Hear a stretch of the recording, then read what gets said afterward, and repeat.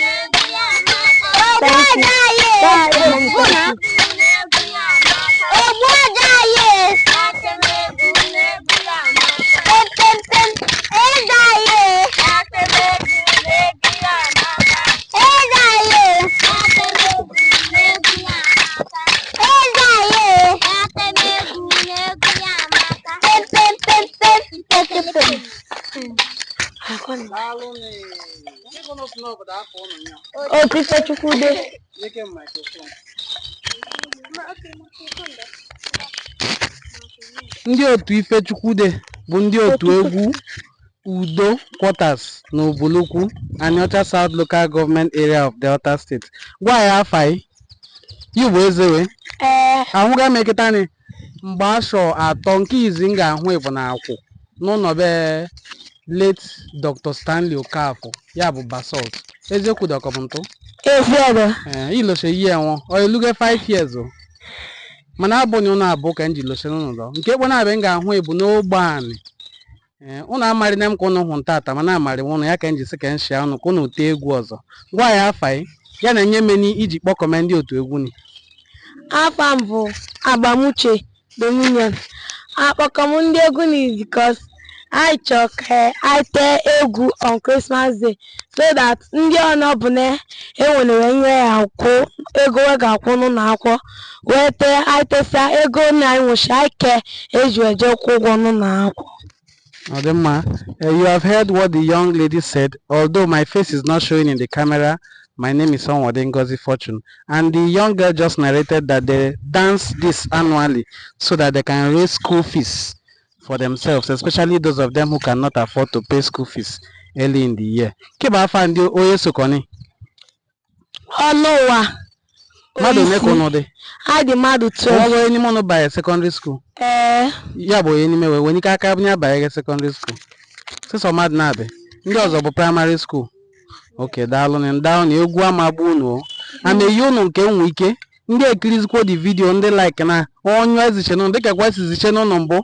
Because last time you people danced like this, somebody sent the sum of 20,000 naira to you. I hope you received it. Yes, sir. And we also posted the video. So if you also receive more help, I will let you know from people.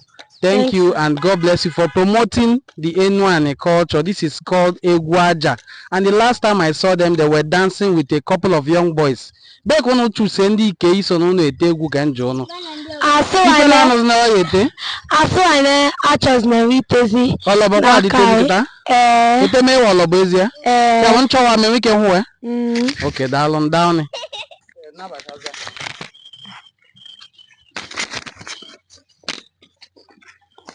Otipechukude. Oya jabe joke shaka 3,000 naira na abua ego.